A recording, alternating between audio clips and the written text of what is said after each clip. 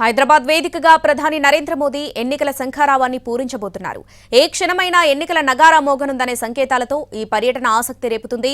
ఇవాళ సాయంత్రం మల్కాజ్గిరిలో మోదీ రోడ్ షో నిర్వహిస్తారు. తెలంగాణలో డబుల్ డిజిట్ పై కన్నేసిన బీజేపీ మల్కాజ్గిరి స్థానంపై స్పెషల్ ఫోకస్ పెట్టింది. తెలంగాణపై బీజేపీ హైకమాండ్ ప్రత్యేక నజరు పెట్టింది. అత్యధిక లోక్సభ స్థానాలను దక్కించుకోవడమే లక్ష్యంగా ప్రయత్నాలు చేస్తోంది. ఇందుకోసం జాతీయ నేతల్ని రంగంలోకి దించుతోంది. హైదరాబాద్ వేదికగా ఎన్నికల శంఖారావాన్ని పూరిస్తోంది. సిట్టింగ్ సికింద్రాబాద్ స్థానం సహా మల్కాజ్గిరి, చేవెళ్ల, హైదరాబాద్ స్థానాలపై స్పెషల్ ఫోకస్ పెట్టింది. మొన్న హోంమంత్రి అమిత్ షా నగరంలో పర్యటించగా 10 రోజుల వ్యవధిలోనే ప్రధాని మోడీ రెండోసారి తెలంగాణకు వస్తున్నారు. ఈ క్రమంలోనే లోక్సభ ఎన్నికలను ప్రతిష్టాత్మకంగా తీసుకున్న బీజేపీ నగర ఓటర్లను ఆకట్టుకునేందుకు రోడ్ షోలు నిర్వహిస్తోంది. మల్కాజ్గిరిలో సుమారు 5 కిలోమీటర్ల మేర ప్రధాని రోడ్ షో నిర్వహించబోతోంది.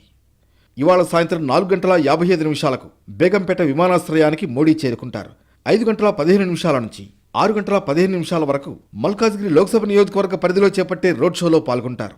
మీర్జాలగూడ నుంచి మల్కాజ్గిరి వరకు రోడ్ షో దాదాపు 5 కిలోమీటర్ల మేర సాగనుంది. ఆ తర్వాత 6 గంటల 40 నిమిషాలకు రాజ్భవన్ చేరుకుంటారు.